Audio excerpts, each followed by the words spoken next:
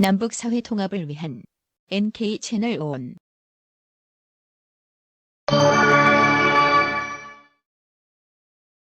그때 당시 남북 정상 그 녹취록 있잖아요. 14선언은 간 데 없고 녹취록을 갖고선 지금 싸우고 있거든요. 사실은 그거 뭐 싸움하고 싸움을 만든 사람들이 NLL의 역사가 어떻게 됐는지, 사실은 14선언이 도대체 어떤 의의와 내용으로 되어 있는지 이런 거 전혀 모를 거라고 생각이 됩니다. 그래서 저는 민간에서라도 그 의의를 또 찾아야 되고 남북 해외 동포들이 또 그 의의를 찾는 일을 해야 되지 않을까 이런 생각이 들고요. 오늘 뜻깊은 이런 자리에 오인동 교수님 모시고 말씀 나눌 수 있게 돼서 정말 영광으로 생각합니다. 고맙습니다. 고맙습니다. 예, 제가 저희 딸도 데리고 왔어요. 예, 저희가 서울에서 한 아이를 낳았고 평양에서 한 아이를 낳았거든요. 예, 그 말씀 들었는데 벌써 몇 살이 됐습니까? 지금 9살인데요. 어이구, 벌써 그렇게 그 됐군요. 최근에 평양에 다녀오신 의사 할아버지 오신다고 평양 얘기 듣자고 해서 거의 강제로 끌고 오다시피 했는데요. 너무 어려운 말씀 해주셔갖고 애들이 예. 근데 무슨 의사 선생님이 혹시 경제학 전공하셨나요? 네. 아니죠. 통계학이나 경제학 전공하신 것 같아요. 그래서 아이들은 흥미를 잃고 저 뒤에서 과자 파티를 벌이고 있습니다. 과자 좀 더 먹고 싶겠어요. 많이 사주세요. 네. 그래서 선생님께서 1년 3년 전에 쓰셨던 그 평양에 두고 온 수술 가방. 예, 많은 분들이 읽으셨고 벌써 3쇄 인쇄 다 하고 또 인쇄해야 되지 않. 그렇더라고요. 이번에 와서 보니까 놀랍게도 저 강연장에 여기 나온 새 책도 그렇지만 그 책을 들고 와서 서명해달라는 분이 많아서 놀랐었습니다. 네. 그래서 많은 분들이 선생님이 또 거의 그 지금 9차례 평양에 다녀오셨잖아요. 네. 예, 9차례 다녀오셨고 이번에 또 새 책을 쓰셨다고 해서 아마 평양에 두고 온 수술 가방 그것에 2탄 정도 방북기를 바라고 예, 그랬어요? 예, 계셨을 것 같아요. 그래서 저도 선생님 새 책 나왔다 그래서 얼른 가장 제가 아마 대한민국에서 가장 먼저 받아본 사람이 아닌가 싶은데 그 책을 딱 읽었는데 이게 논문 처음에는 이거 방북기가 수필이 아니라 논문이네 이러면서 약간 실망했어요. 그러셨겠네. 약간 실망했다가 또 읽다 보니까 책이 굉장히 잘 읽히게 술술 넘어가게 쓰여 있어서 또 금세 읽었거든요. 방북기가 아니라 요번엔 방북기가 아니라 선생님 아마 9회에 걸쳐서 경험들이 많이 쌓이셔서 방북기를 또 새로운 버전 또 새로운 높이에서 쓰시고 싶으실 법도 한데 이런 책을 쓰신 거죠. 밖에서 그려본 통일의 꿈, 남북연합방. 예. 예. 최근에 이 글뿐만이 아니라 계속 이렇게 온라인상에 발표하시는 글도 사실 이 남북연합방에 확 꽂히셨다 이런 게 딱 느껴지거든요. 그래서 이걸 쓰신 집필 의도가 있으실 것 같아요. 먼저 맞아요. 그거 아주 꽂혔다는 말이 아주 참 마음에 드는데요. 나 그걸 몰랐는데 아니야는 나 자신이 꽂힌 것 같아요. 그리고 네. 여행기를 갖다 속편 정도로 생각하셨다고 그랬는데 뭐 매해 다녀오다 보니까 여러 가지로 느끼는 것도 많고 보는 것도 많은데 그럴수록 우리가 근본 문제를 다뤄야 되겠다 하는 생각이 더 깊어졌어요. 그래서 오늘 제가 말씀드리는 건 뭐 말씀하신 대로 황선 기자가 내가 뭐 경제학자도 아니고 통계학자도 아니지만 자연과학을 한 사람으로 또 이렇게 정치학자가 아니기 때문에 상당히 그 평이한 말로 여러분들이 이해하기 쉬운 똑같은 사람의 입장에서 써도 아까도 말씀드렸지만 경제학자들 그 논문이나 이런 걸 갖다가 섭렵해보고 나니까 아니 이렇게 좋은 방법이 있는데 하고 그래서 그동안에 뭐 서당계 3년에 통어를 읊는다도 저도 한 20여 년 이런 저런 통일 문제에서 글을 써다 보니까 제대로의 것을 다 이렇게 감미해가지고 하고 보니까 여러분은 어떻게 느끼지만 난 나 자신이 아주 흥분하고 아주 감명을 받아서 근데 이번에 와서 정말 여러분들이 공감을 해주셔서 너무나 반갑고 그러나 그럴수록 우리는 근본으로 돌아가서 지금 이 현실을 어떻게 타개하고 통일적으로 갈 수 있는가 그래서 사실 이번에 이걸 쓰게 된 겁니다. 예, 저희가 그 연방제, 뭐 조국통일 3대 헌장, 3대 원칙 이런 얘기 굉장히 통일 운동하시는 분들이나 아니면 3대 원칙 이런 거는 사실 시험 문제에도 굉장히 많이 나왔던 거고요. 그래서 익숙한데 남북 연합방 이게 어디서 이제 얻으신 건지. 그래 아주 좋은 질문인데요. 그 연합방은 좀 내가 만들어낸 사전에 없는 얘기입니다. 말씀드린 대로 그 6.15 선언에 그렇게 나와 있잖아요. 남의 연합제와 북의 낮은 단계 연방제의 공통점이 있어서 그거를 이제 모태로 해서 통일로 간다. 그 남쪽에서는 늘 연합해야 된다고 그러고 북쪽에서는 연방해야 된다고 그러는데 사실 연합이나 연방이나 차이가 하나도 없어요. 그런데 그냥 말 가지고 저쪽에서는 연방했으니까 이쪽에서는 연합해야 된다고 그러는데 그렇다면은 둘 다 합해서 연합방으로 하자. 연합과 연방을. 근데 연합과 연방하면 길고 또 이렇게 만들어 보니까 연합방 하니까 그렇듯해요. 그래서 사람들이 아니 이게 뭔가 할 거 아닙니까? 그래서 연합방으로 하고 나니까 사람들이 또 그렇게 불러주고 아니 뭐 저 건배사 할 때도 연합방 뭐 방방 그러더라고요.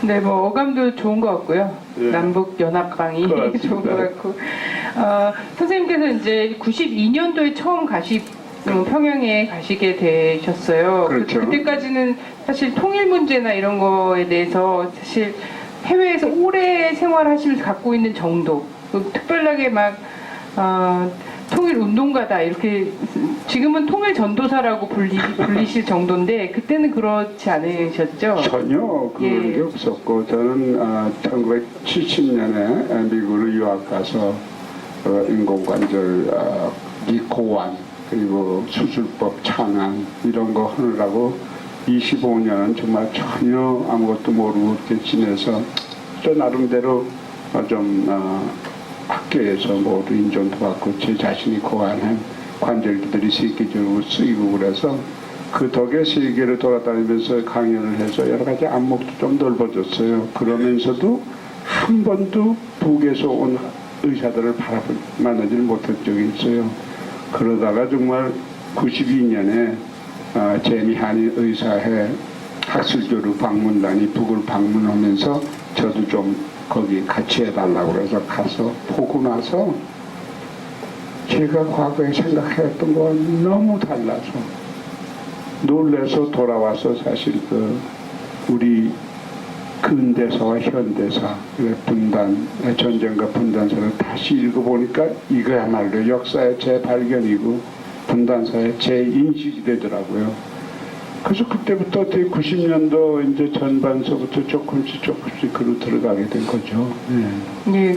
그러면은 9차례를 다니시면서 도대체 북에서 어떤 일을 하시고 어떤 만남을 가지셨길래 지금 딱 이렇게 강연하는데 이번에 오셔서 강연하는 게 전부 남북 연합방 관련해서 강연하셨잖아요. 평양의과대학은 어떤 공부를 하고 있는지, 아니면 그곳에 뭐 친선병원은 어떤 뭐 이런 건지, 뭐 평양산원은 어떤지 이런 말씀보다 이렇게 막 이 근본 문제에 대해서 딱 꽂히셨단 말이죠. 네. 그래서 어떤 일을 그 9차례 가시면서 주로 하셨고 어떤 만남들을 좀 가지면서 인상 깊었는지. 예, 말씀드리죠. 왜냐하면 92년에 한 번 갔었고 98년 1월에 한 번 더 갔었어요. 98년으로 생각하면 여러분 생각나시겠지만 97년에 남녘에서 대통령 선거가 있었죠. 그래서 김대중 본색이 후보로 나왔었고 또 북에서는 김일성 주석 사망 후 3년 상을 치르고 김정일이 총비서로 다 추대됐고 그래서 그 당시에 그 통일에 대한 좀 여명이 밝아올 거라는 기대가 있을지 우리가 코리아 2000에는 연구기구를 한 몇 명이 모여서 만들었어요. 그래서 해외에서 이런 얘기 좀 해줘야 되겠다 해서 남과 북 지도자에 드리는 통일정책 건의서를 만들어서 그 98년 1월 그러니까 남쪽에서 정부가 탄생하기 전에 서울에 들려서 임동원 아태 총장을 만나서 드리고 또 저는 원래 김대중 대통령의 쫄룩거리는 다리 고관절 수술을 하기로 돼 있던 사람입니다. 근데 하여튼 결국은 안 하시고 늘 쫄룩거리다 돌아가셨지만 그리고 나서 이제 그 추운 겨울 1월 곧 평양으로 들어가서 만난 사람이 최승철이라는 해외동포위원회 부국장이었는데 그 사람이 6년 후에 이종석 장관의 상대로다가 북쪽 대표를 내려왔었죠. 그래서 양쪽에다 그런 것을 전해줬던 것이 두 번째. 그러고 나니까 2000년이 돼서 6.15 선언이 나오니까 남북이 참 잘해나가서 박수만 치고 있었어요. 그리고 월드컵 생겨서 코리아 역사 공부도 하고 그러다가 이제 좀 정세가 나빠지면서 그동안에 조금 여러 가지 통일 공부도 많이 하고 그랬었죠. 선생님께서 뭐라고 말씀하셨냐면요. 남과 북을 오갈 수 있는 재미교포, 해외교포로 자유롭게 오갈 수 있는 한시적 특권이 있는 사람들이 해외교포다. 그때 하루빨리 그 한시적 특권이 좀 끝났으면 좋겠다. 이런 말씀을 하신 적이 있습니다. 맞아요. 그게 뭐냐면요.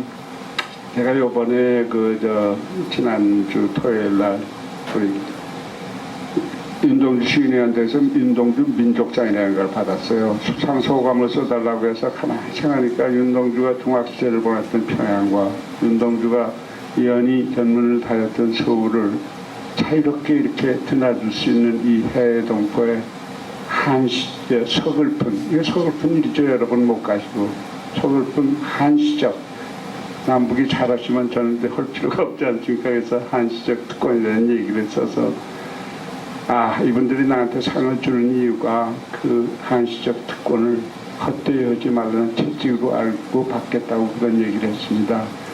그리고 아까 다 말씀 안 드렸지만 2년이 돼서 2009년까지는 98년에 가고 그 다음에 안 갔다가 2009년서부터 매해 한 번 또는 두 번 평양의학대학병원에 가서 이제 인공관절 치환 수술법 전수하고 또 인공관절기가 한 기에 한 유닛에 5, 6천 달러를 해요. 미국에서는. 북에서 도저히 살 수가 없죠. 그래서 자체 제작을 도움을 하고 그 기술적 협력이라든지 그런 거 하려고 매번 수술하고 수술하다 보니까 한편 이렇게 제가 통일 문제에서 관심이 있다 보니까 글도 쓰게 되고 언론에 발표도 오게 되고 또 저는 자유스럽게 북하고 이메일도 하고 또 당당하고 그러지 못할 이유도 없고 한 게 아니라 작년에는 북에서 명예의학 박사학위를 주더라고요. 그래서 사람들이 그런 걸 숨기려고 그랬는데 저는 아주 영광스럽고 고맙고 떳떳하게 받는다고 했더니 노동신문에 무슨 조선중앙TV에 다 났는데 평양에서 내려와 봤더니 이메일 열어보니까 축하 메시지가 하도 많아서 깜짝 놀랐어요. 여기서도 통일관계 하시는 분들이 다 읽어보고서는 그렇게 보내주셨는데 그게 역부로도 더 그랬어요. 앞으로도 남녘에서 누가 받아도 우리는 친남하고 친북하고 종북하고 종남해야 된다고요. 친미 친중하듯이. 근데 이쪽에서는 너무 종미해서 그게 좀 문제지만 절대 두려워질 거 없어요. 지성인들이 역사를 알고 시대를 아시는 분들이 하는데 그런 딱지가 붙으면 저는 훈장으로 생각합니다. 자부심을 가지세요. 그리고 그날을 위해서 우리가 고맙습니다. 네, 너무나 축하드립니다. 자, 선생님 말씀하신 것 중에 이제 선생님 통일 경제 이쪽으로 굉장히 많이 말씀을 해주셨는데요. 사실 남쪽의 사람들은 보면은 경제 때문에 통일을 가장 걱정하기도 합니다. 그래서 과연 통일하면 더 어려워지지 않을까 아까도 말씀하셨던 것처럼. 근데 최근엔 또 오히려 경제 때문에 남북 경협이라도 해줘야 된다라고 해서 남북 경협 관련 하신 분들이 통일부에 통일운동 단체들이 아니라 경제인들이 통일부에 오히려 항의 방문을 또 가시고 막 건의서를 써갖고 가시고 막 이렇게도 하거든요. 선생님께서는 또 통일 경제 워낙 전망을 밝게 보고 계시는 것 같고요. 근데 전에는 이제 수술을 하시다가 보면 이 무용등이 꺼지거나 뭐 이런 일도 있었다고 또 하셨는데 최근에 이제 북의 경제 상황이 이번에 다녀오셨는데요. 좀 변화가 있었는지 희천발전소나 아까 말씀하셨던 마신령 스키장 이런 것도요. 남쪽에서는 언론에서 희천발전소가 뚝이 무너졌다. 뭐 이런 거. 그리고 스키장 공사하는 데가 푹 뭐 인공위성으로 봤더니 아무래도 무너진 것 같다. 그리고 뭐 저기 뭐 유럽에서도 스키장 공사에 필요한 리프트에 필요한 이런 것들을 수출 안 하기로 했다. 제재하기로 했다. 이런 소식만 들려오거든요. 그렇죠. 그래서 뭐 거꾸로 얘기하면 마신년 스키장을 하는데 뭐 리프트가 필요한데 그걸 이제 제재의 품목을 따라서 아마 늘 제재하듯이 그런 식으로 된 모양이더라고요. 근데 힐턴발더서의 뚝이 무너졌는데도 그만큼 평양이 밝아지고 창전거리에 45층 살림집들에 너무 휘황찬란해서 나는 그게 별로 좋지가 않더라고요. 왜냐하면은 뭐 남녘에서도 그랬죠. 하도 가난할 땐 뭐 좀 보여주려고 그냥 번쩍번쩍 휘황찬란한데 요새는 그건 참 점잖지 못하고 좀 멋도 없다. 뭐 이런 거 아닙니까? 근데 북도 마찬가지예요. 지금 뭐 거기는 뭐 가장 청년공원도 그렇고 뭐 능라 유원진이 뭐 요새는 문수 물놀이장 승마구락부 아주 착착 진행하고 있는데 뭐 다 자기네들의 이유가 있어서 그렇게 할 텐데 밤에 그렇게 암흑의 세계라고 그랬으니까 그거를 좀 보여주고 싶은 것이 왜 없겠습니까? 그래서 그렇게 이해를 하면 되는 거예요. 그래서 나는 그랬어요. 너희들 저거 빨리 이제 그만 있다 저거다 빨리 처분하고 그 전기 있으면 다른 데 좀 더 쓰고 그렇게 하면 더 품위가 있어 보인다고 고층 건물이 저렇게 그냥 전기로 다 전부 휘죠. 또 수술하는데도 말씀대로 어떨 때는 수술할 때 첫 번에 갔을 때는 글쎄 전기가 나갔어요. 그 플래시 라이트에 오는 거예요. 아주 나간 건 아니고 전압이 고르지를 못해가지고 나갔다 들어왔다 하는데 그 다음에 가니까 그런 일 전혀 없어. 그때는 수술을 소독을 한 번밖에 못하는데 저졌을 때는 그때 가니까 두 번 해. 그 다음에 이제 또 여러 번 할 수 있어. 하여튼 매해 너무나 많이 발전하죠. 그러면 사람들이 뭐냐면 오 박사는 평양만 가죠. 그래서 물론 그렇다고 나는 평양만 가서 보느라고 또 바빠 죽겠어. 딴 데는 전혀 못 간다고. 그게 뭐가 잘못됐냐고 해서 다른 데는 그렇지 않을 거래. 물론 그렇지 않죠. 그럼 당신은 파리에 가면 프랑스에 가면 파리부터 갑니까? 아니면 저 어디 촌에서부터 갑니까? 내가 사는 미국에 오면 어디 저 아이오와주에 갑니까? 몬타나주에 갑니까? 아니면 뉴욕에 갑니까? 이 보수 수구 세력이라는 데의 정도가 이런 거니까 자부심을 가지세요. 그리고 민족 그 동포라든지 그러니까 어떻게든지 북을 좀 그릇되게 보려고. 근데 아직도 나도 좀 그런 게 남아있어요.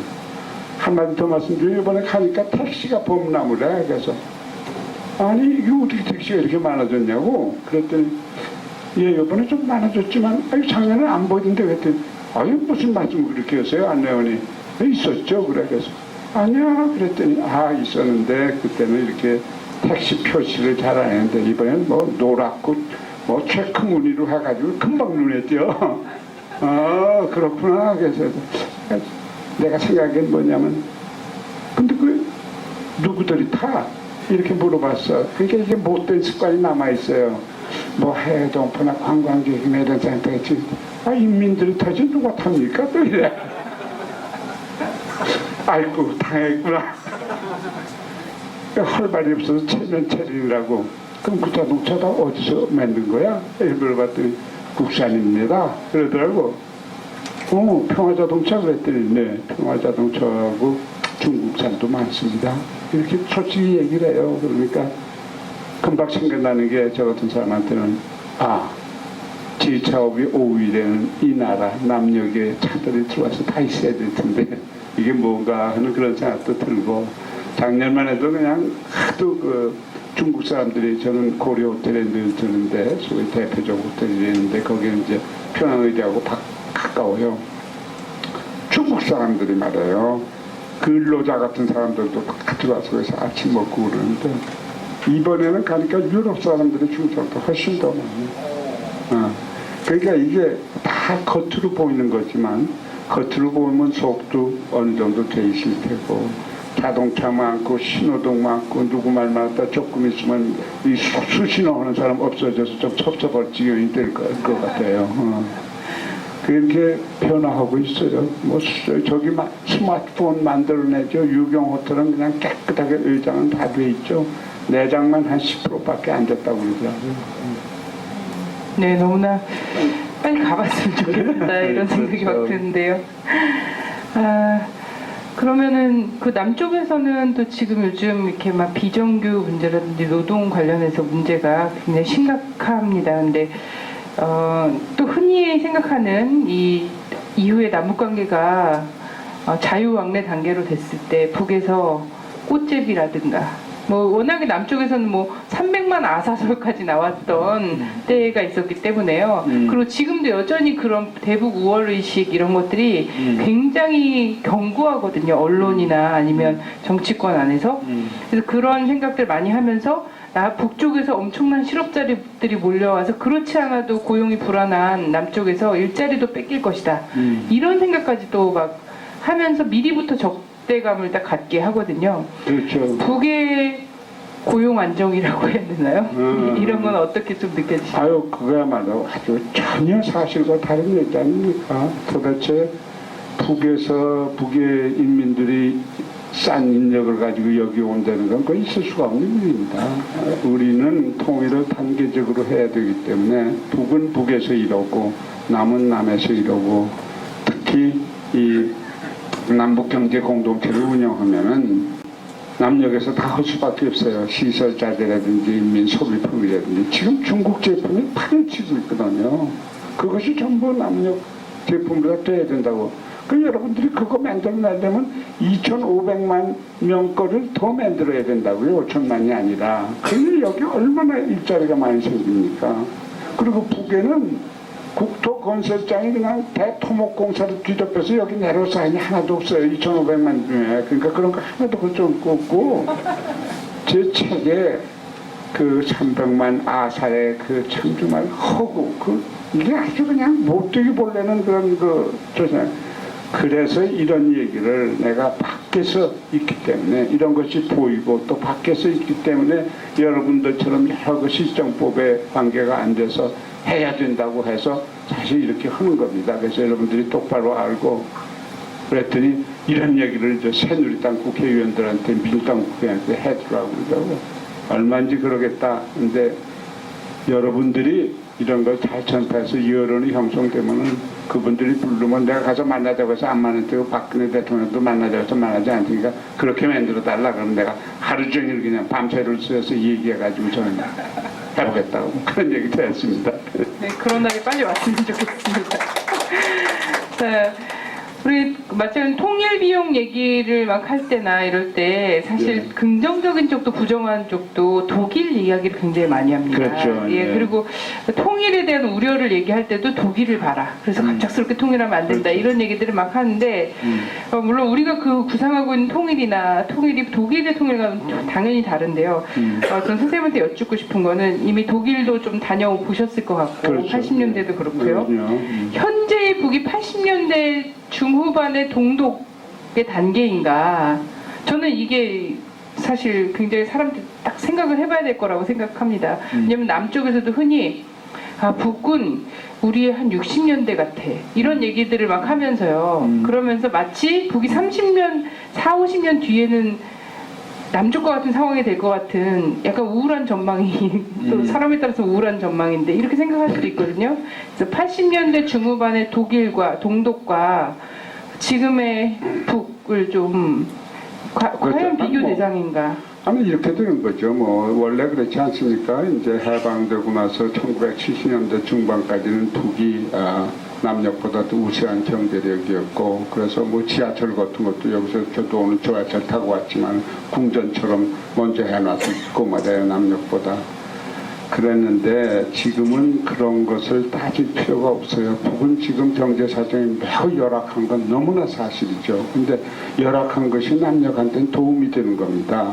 지금 앞으로 정말 경제 공동체를 운영하면서 해나갈 걸 생각하면은 여러분들이 오히려 그분들이 좀 어려울 적에 그런 우월감 가지고 싶으면 가지세요. 우월감과 동시에 좀 인도적인 그런 역지사지의 그런 마음도 가지면은 더 좋고 그래서 뭐 동독과 서독회 할 때 그 뭐 얘기는 뻔하지 않습니까? 임금 똑같이 지불하고 전부 화폐 개혁을 갖다 일대에서 큰 혼란과 재원이 많이 들었는데 그럼에도 불구하고 유럽에서 지금 EU에 유럽 연합에 그냥 제1부자고 세계에선 제4대 부자 아닙니까? 90년에 통일했는데 지금 불과 20년 되고 나서 이렇게 됐는데 우리는 하기만 하면은 독일을 아마 넘었을 거라고 생각해요. 인구나 모든 걸 봐서. 그래서 오히려 골드만삭스 같은 바깥에 있는 사람들이 한반도에 정말 그 가능성을 갖다 높게 보는 거기 때문에 여러분들이 그 좀 졸부근성 남쪽에 그런 거 보면 내가 그래요.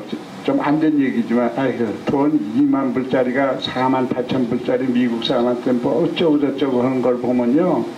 그리고 그 양극화가 얼마나 심합니까? 이런 걸 하면은 좀 사람답게 좀 행동했으면 좋겠는데 뭐 이렇게 욕하면서 지낼 필요는 없어서 안 하는데 좀 이렇게 푸근한 마음을 가지고 더군다나 여유 있는 쪽에서 큰 손 내밀면은 시장 경제 원칙에 따라서 자연히 더 좋게 됩니다. 그리고 아까 말씀하신 상공인들은 지금 일거리가 태산처럼 북에 쌓여 있는 거 여기 건설업 뭐 지금 다 나오고 있잖아요. 그 장비들 갖다가 다 하면은 얼마나 좋습니까?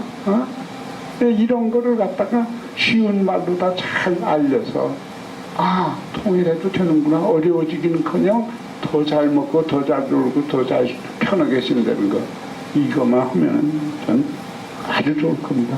네, 그 선생님 강연에서도 나왔는데 그 최근에요. 여기 뭐 좀 약간 진보적이고 이런 분들이 주장하는 거는 별로 약발이 별로 없고요. 김을동 씨 진보에 뭐 지읒하고도 별로 관련이 없는데 김을동 씨가 북의 그 지하 광물 자원이 7천조에 달한다 이런 얘기를 했습니다. 그런데 선생님 이제 1경에 달한다 이런 말씀을 하신 거고 이게 좀 믿을만한가요? 근거? 저는 뭐 그런 데에 대해서 자세한 걸 한 게 아니라 이거는 오히려 남녘 정부, 국토무해양부라든지 광범의 우리 곽동기 박사도 그렇지만 이 다른 분들 최경수라는 분들이 있어. 이런 분들이 정부 자료에서 하냐고 그전에는 9천조라고 했더니 9천조에서 1경원으로 다 올랐더라고요. 그만큼 자꾸만 이제 달러 가치도 그렇게 되니까 당연히 오르는데 나는 그건 아주 내 얘기가 아니고 사계 전문가들의 얘기이기 때문에 아주 신빙성 있는 얘기라고 말해요. 최근에 한마디 더 합시다. 네. 뭐 그러더라고요. 아닌 게 아니라 그냥 막말로 지금 북의 경제 상태로다가 그 자원만 팔아먹어도 300년은 간대 붕괴는커녕. 그러면 그냥 그걸 개발해서 팔기만 해도 다른 거 그렇죠. 필요 없이 가공한다거나 이런 거 필요 없이 지금 경제 상태를 유지하는 데는 그렇게 된다니 이거 참 기가 막히게 남쪽이 기회를 잃어버리고 있는 겁니다. 네. 이런 얘기 듣고서는 좀 마음이 바빠진 사람들이 많이 있었으면 좋겠네요. 조급하게 약간 졸부근성이라도. 아니 그러니까 그저 이것만 생각해요. 더 잘 먹고 더 잘 먹고 놀고 쉬면서 편하게 일할 수 있다는 거 직업 많이 생기고 이런 얘기를 잘 전파해서 아직까지 가지고 있던 관념을 확 바꿔주세요. 그러면은 인간 본성은 하여튼 똑같습니다. 6만 불짜리 나라나 2만 불짜리 나라나 더 살고 싶은 거는 인지상정 인간의 본능이었죠. 선생님 혹시 영변 핵시설은 못 보셨죠? 연변? 영변 핵시설. 핵시설. 네. 그렇죠. 그런 거는 못 봤는데. 네. 그러니까 뭐 그래요. 무슨 나는 아리랑도 보지 못하고 민속촌도 가보지 못하고 그럴 짬이 없어요. 가보면 선생님 여기서 좀 쉬시고 여기도 가보시고 저기도 하시고 창광이 어쩌고 지금 내가 그거 할 때냐. 그래서 그 시간 있으면 너희 저 고위 관료들 만나서 욕이나 해주는 게 훨씬 낫다고 말해요. 그리고 나이가 이렇게 좀 되니까 사실 그래요. 지금 젊은 사람들 딱 굉장히 많이 교체됐더라고요. 옛날에 안경호 위원장 같은 사람하고 초대해서 밤새도록 이러는데 요새는 뭐 양철식이니 무슨 맹경이니 이런 분들하고서는 얘기를 하게 되니까 나이가 훨씬 젊어. 그렇지만 그 사람들이 소위 북을 이끌고 갈 차세대 사람들이고 여기 앉아 계신 이 젊은이들이 이 선배님들 따라서 여러분의 미래를 짊어지고 갈 젊은이들입니다. 그러니까 정신 바짝 차리시고 저 해야 되죠. 좀 쓴소리하고 이래도 묶이거나 감금되거나 이러지 않나 봐요.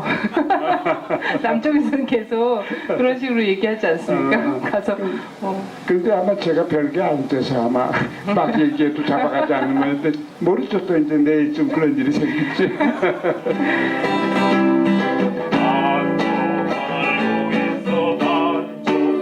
우린 지금 반쪽만 살고 있어 반쪽 본쪽은 살지 못해 반쪽 과거와 미래를 반쪽만 살고 있어 반쪽 아무런 이유짐 없이 아무런 생각도 없이 우리를 노르는 삶에 지쳐서 돌이킬 여유도 없이 우린 지금 반쪽만 보고 있어 반쪽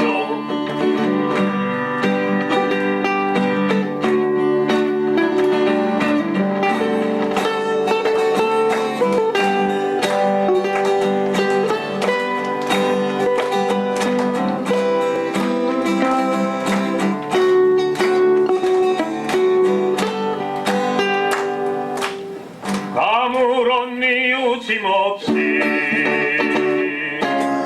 아무런 생각도 없이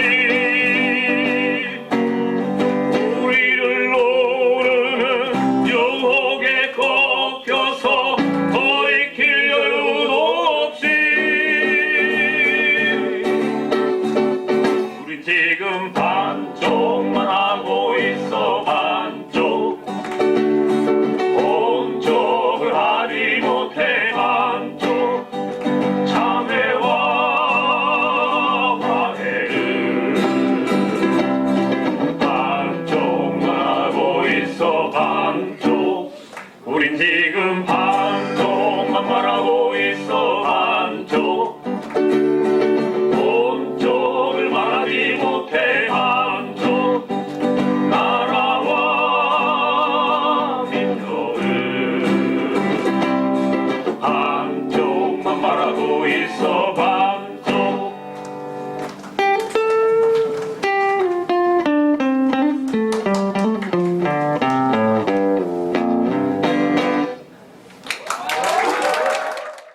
그리고 최근에요. 최근 이제 북의 핵보유, 예. 핵보유국 지위와 관련해서 오늘 핵보유국이다.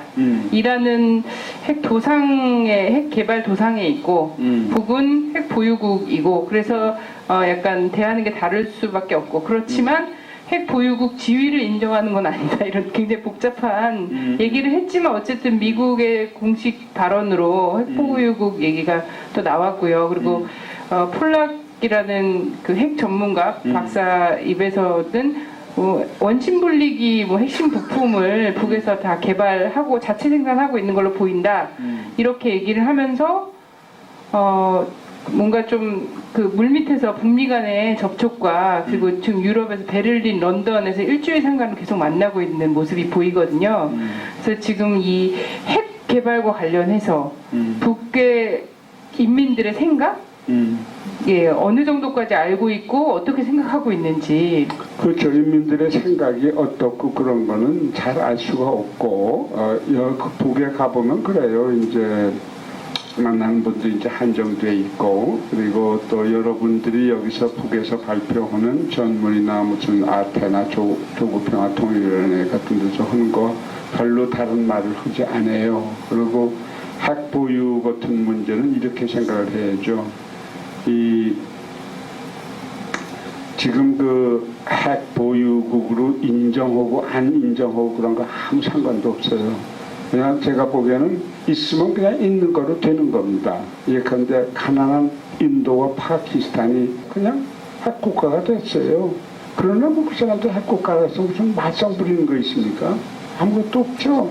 이스라엘도 핵국가인데 그거는 이제 둘러싸여 있기 때문에 그렇고 말하자면은 핵 없는 이라크의 핵을 제거한다고 부시가 들어갔다 이라크 전쟁이 있었고 핵을 중도 포기한 리비아가 침공당했고 지금 이란이 위협을 받고 있는데 이게 세계가 이렇게 공정하지 않아요. 유엔이고 미국이고 정의롭지도 않고 그런 게 현실 세계니까 그대로 놔두고 또 유엔 안보리에서 맨날 제재 결의를 하는데 부모는 참 이렇게 정의롭지 않을 수가 있나. 패권국의 주장에 다 따르나. 화나지만 하나도 화낼 거 없어요. 그 사람들 다 자기네 국익에 따라 사는 겁니다. 우리처럼 우리 국익을 찾지 못하고서는 분단돼 가지고 이러는 우리가 봐버리기 때문에 우리도 빨리 연합방 하고 나서 우리 국익을 따져가면 되는 거예요. 미국 욕할 필요 없고 중국 욕할 필요 없고 욕한다고 해서 달라질 거 하나도 없습니다. 그래서 그렇다는 거 보고 또 핵이라는 것은 아직까지 저기를 보면은 북의 입장에서 보면은 1차, 2차, 3차 뭐 핵실험을 했는데 2차는 엉터리 무슨 그런 거 다 얘기할 거 없어요. 제일 마지막 거 됐는데 항상 북이 뭐를 보일 때는 핵실험을 하는 게 아니고 시험을 해요. 실험이라는 것은 될까 안 될까를 한번 해보는 건데 다 해봤어 뒤에서. 그리고 나서 시험해서 보여주는 거예요. 그러니까 항상 서방 세계에서 생각하는 것보다 좀 더 간 거를 보여줘. 지금도 또 뭘 하고 있는지 모르죠. 근데 그런 거 따져서 뭡니까? 정말 따질 필요 없어요. 그런 거에서 국가가 돼서 좋죠. 내가 그래요. 지금 남은 경제 대국에다가 정보통신 산업의 첨단 아닙니까? 스포츠 문화 강국이고 북은 9번째 핵국가고 인정하든 안 하든 그 다음에 10대 우주국 아닙니까? 이런 군사 강국이라고요. 이거 남북 해외동포가 단군 이래 처음으로 성취한 자랑스러운 자생이죠. 그게 뭐가 잘못됐습니까? 보세요. 영국하고 프랑스 가장 안락하게 평화와 정말 그 부유를 갖다 즐겨. 그 나라도 핵국가야. 핵 때문에 뭐 맞서 보는 거 없어. 근데 그 두 나라 통일된 조국보다도 인구도 한참 밑이고 우리 통일만 되면은 당장 따라먹을 나라들이야. 우리 조국 남북 이거 무시 못할 나라입니다. 세계 5대국이 될 수 있어요. 그래서 나는 얘기해요. 그 일희일비할 필요 없어요.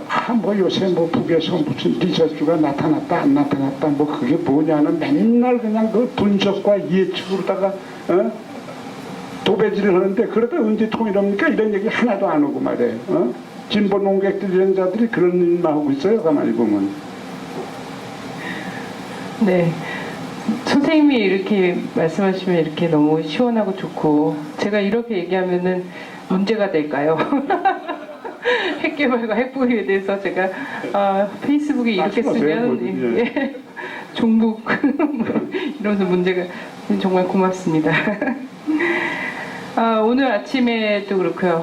그저께인가요? 존 케리 국무장관이 미 국무장관이 처음으로 미국 역사상 처음으로 북미 간 불가침 조약에 대해서 얘기를 했습니다. 도쿄에서. 그래서 비핵화를 시작하면 그러면 불가침 협정을 할 수 있다 이런 얘기를 했어요. 근데 이거는 사실 굉장히 역사적으로 좀 충격적 발언이긴 합니다. 왜냐하면 미국이 지난 10년간 불가침 조약 얘기 나올 때마다 뭐라고 얘기했었냐면 미국은 지금까지 어떤 나라와도 불가침을 얘기해 본 적이 없다. 사실 미국은 그러하지 않았습니까? 불가침 맺으면 큰일 났죠. 근데 불가침 조약 얘기를 했고 오늘 뉴스에 나오는 거는 이제 북의 김영남 상임위원장이 뭐 굳이 침략하지 않겠다는 나라에게 계속 적대하거나 관계를 정상화하지 못할 이유가 없다라고 예. 사실 북미 간은 최고위급에서 완전 고위급에서 최고위급은 아니지만 예 되게 상징적으로 이런 얘기들이 오가고 있거든요. 난 그 얘기 듣지도 못했는데 뭐 여기 와서 바쁘다 보니까 그래서 예 아니 그런 일들이 좀 벌어지고 있고 실제 좀 이제 한국에서는 절대 알 수 없는 한국은 사실 한국이 전쟁터가 되기 직전에도 잘 모르고요. 그리고 북미 간에 뭔가 대화가 확 진전될 때도 잘 모르거든요. 근데 한국에서는 이런 일이 벌어졌죠. 그 10월 1일 날 국군의 날을 맞아서 열병식을 막 했습니다. 미스 코리아도 나오고 막 꽃 들고 나오고 이런 것도 있고요. 당장 8일부터는 한미일 해상 합동 군사훈련도 있거든요. 근데 이거 갖고는 또 북미가 서로 이제 막 비판하고 있어요. 비난하고 막 이런 상황입니다. 그리고 지금 뭐 한미 간에는 그 주한미군 주둔비 인상을 갖고선 또 밀고 당기고 하면서도 또 전시작전권을 혹시 미국이 돌려줄까봐 한국에서 오히려 돌려줄까봐 제발 좀 연기를 더 해달라 이런 것들이 다 맞물려 있습니다. 그래서 이게 도대체 뭔가 분위기가 전혀 다른 것 같고 내외에서 느껴지는 분위기 자체가요. 글쎄요, 지금 들어보니까 사실 네. 오늘 시간이 어떻게 되는지 봐서 제가 다음에 할 얘기가 다 그건데 난 그거 하나도 새롭잖아요. 불가침을 갖다 역사적으로 비역화를 하면 하겠다는 소리는 그건 지난 60년 다 똑같은 얘기예요. 평화협정하는 얘기나 아무 의미가 없어. 그런 거에 절대 일비할 필요 없어요. 도대체 핵 없던 40년에도 평화협정이 안 되고 핵 의혹만 있던 그 뒤 15년에도 안 됐어요. 북이 핵을 가졌는데 미국은 북이 핵을 포기하지 않을 거라는 거 잘 알고 있어요. 잘 알고 있고 또 북핵이 있어야지 비핵화를 주장하고 그래서 남쪽을 갖다 살살 건드려 가지고서는 전부 이익도 차리고 여기 주둔 계속하고 전쟁 연수 항공모함은 되죠. 그런 거 하는 나라 세계에 없어요. 빌려주고 그리고 주둔군이 들어와서 주둔비까지 받아가는 그런 나라 없어요. 이런 남한의 극진한 대우를 제2조국 미국이 어떻게 마다하겠습니까? 다 도움밖에 받아들여야죠. 이거 아주 쓸데없는 얘기입니다. 60년 동안 왜 안 됐습니까? 60년의 역사가 평화협정과 그거 깊이 그러다 북핵 개발이 되니까 북핵을 갖다 저지한다고 갖다 8년 해보는데도 망하지 않으니까 파기하고 이런 것입니다. 그래서 그런 것이 지금 뭐 시간이 없다면 그 책에 다 쉬운 말로 써 있어요. 그래서 나는 그런 거에 이제는 별로 신경을 안 써요. 그럼 뭐 매해 하는 놈은 뭐 이제 전쟁 연습 뭐 그렇다고 북에서 뭐 중국군을 안고서 여기다 연습을 합니까? 왜 합니까 도대체 여러분? 10배 이상 저기를 쓰면서 말해요. 이게 참 정말 정신 차려야 될 일인데 그 유정자만 욕할 게 없어요. 국민들이 다 대통령 뽑지 않습니까? 산동네 사람도 그 반대 사람한테 뽑아주는데 여러분들 뭐고 그거예요 도대체 여러분? 선생님 부정선거도 좀 있고 그거야 뭐 그런데 그래도 또 실망하지 말라는 거죠. 그래도 2%만 하면 할 수 있다 이런 것도 있죠. 근데 요는 이 아까 얘기한 대로 그 핵 개발과 이제 그 뭐 비약화 이런 얘기 그거에 대한 실체를 알아야 돼요. 그리고 미국 같은 나라는 모든 거로 봐서 북핵이 있어야 돼요. 그리고 평화협정은 미국의 국익에 반대되는 일이고 정전은 그대로 계속되는 게 좋고 북은 그저 악마화해서 항상 불량국이 있어야 돼요. 아니 그걸 모르세요? 네, 그래서 사실 슬라이드를 다 준비했지만 실제적으로 그래서 미국 사람들 말하자면 보스워스 같은 사람이 북미 합의를 갖다가 해놓고선 2주일 만에 그도 말하기 전에 고화가 됐다는 얘기를 하질 않나. 그 다음에 저 뭡니까 북미 합의의 그 기념물이라고 그러는 심포의 그 콘크리트를 퍼부은 두 개의 커다란 구덩이 뿐이었다고 조엘 위트라는 북미 협상하던 사람이 얘기를 하지 않나.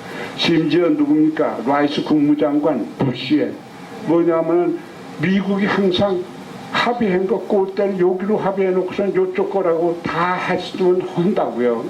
이게 미친 거죠. 근데 클린턴 대통령조차도 북미 합의 북이 안 지킨 거 없다고 공적으로 얘기를 해.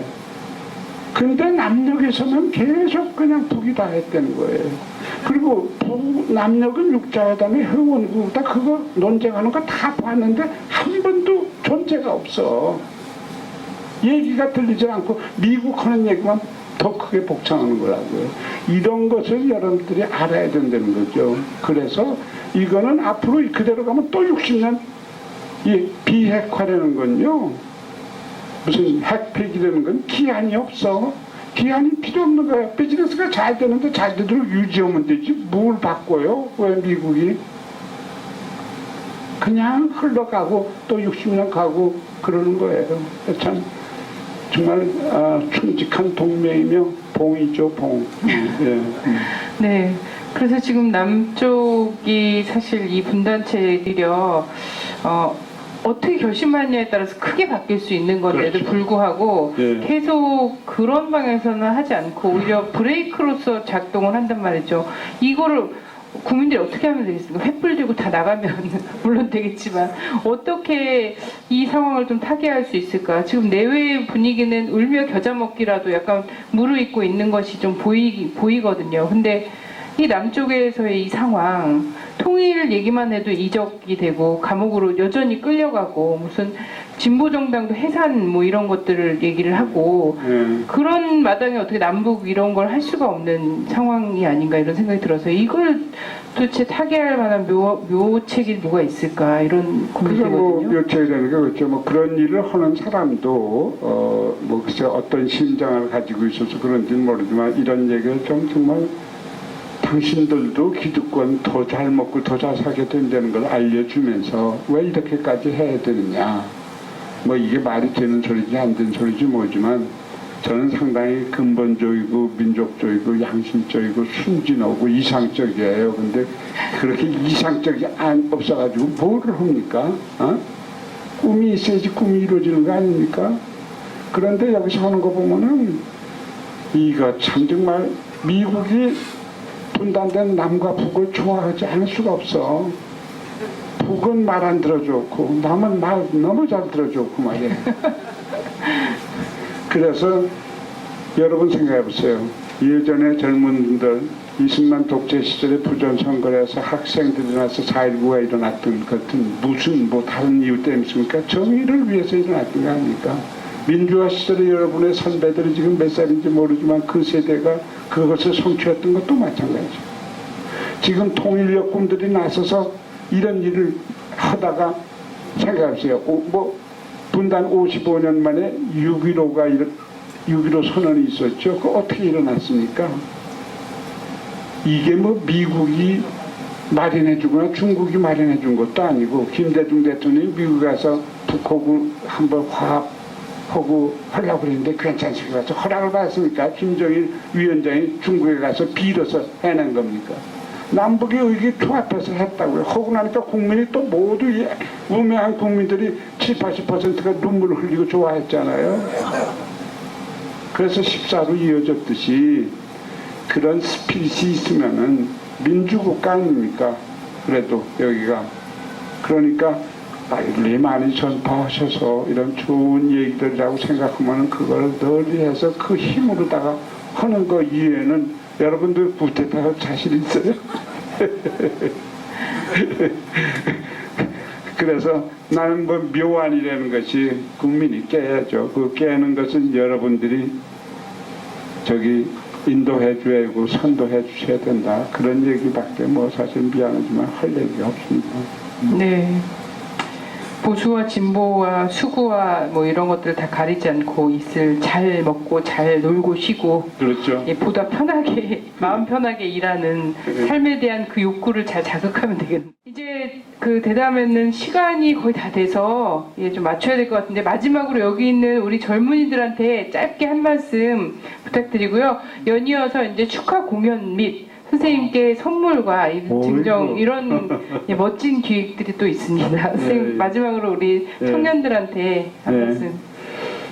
다른 저 모임보다도 이번에 저 뒤에 계신 정말 우리 젊은 분들 앞으로 통일조국의 내일의 짊어지고 가실 분들입니다. 그리고 이 선배분들이 저를 포함해서 치치 못해서 이거를 아직 못했는데 선배분도 참 많이 고생하시면서 노력할 만큼 하셨습니다. 근데 다 시운과 구군이 그렇지 못해서 아직 이렇게 돼 있는데 그래도 희망은 여러분들한테 있고 또 여러분들이 올바른 내가 얘기하는 역사인식, 시대인식, 그리고 민족의식을 가지고만 있다면은 해낼 수 있어요. 여기 앉아 계신 좀연배분이나 그 더 연로오신 원로분들도 다 그런 세월을 지내오면서 싸우고 옳은 일을 해서 했기 때문에 지금 대다수한테서 좀 비난을 받고 그렇다 하더라도 자부심을 가지세요. 정말 고귀한 자부심을 가지만 합니다. 그렇지 못한 사람들을 가련하게 여겨주시면서 대신 배척하지 말고 하나씩 끌어들여 보세요. 그러면 우리가 원하는 날이 오리라고 생각합니다. 고맙습니다. 선생님 감사합니다. 그 국가보안법 전문 변호사님이신데요. 최근에 그 탈북자이면서 서울시 공무원으로 왜 간첩죄로 했다가 지금 뭐 예, 그것이 조작이었다 이런 것들이 밝혀졌는데 혁혁한 공로를 세우신 장경호 변호사님께서 직접 하시겠습니다. 예, 선물 증정하겠습니다. 큰 박수로. 한번 보시죠. 예, 예, 그림이 훨씬 젊어 보이시는.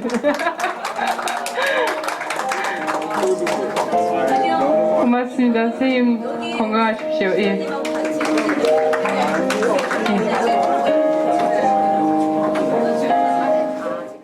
벌써 몇 년입니까? 그러니까 21년이죠, 그만. 예.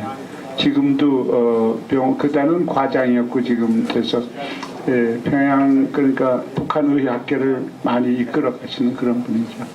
예, 아주 사진 잘 찍어가지고 그쪽에다 또 보내드리겠습니다. 너무 고맙습니다. 예.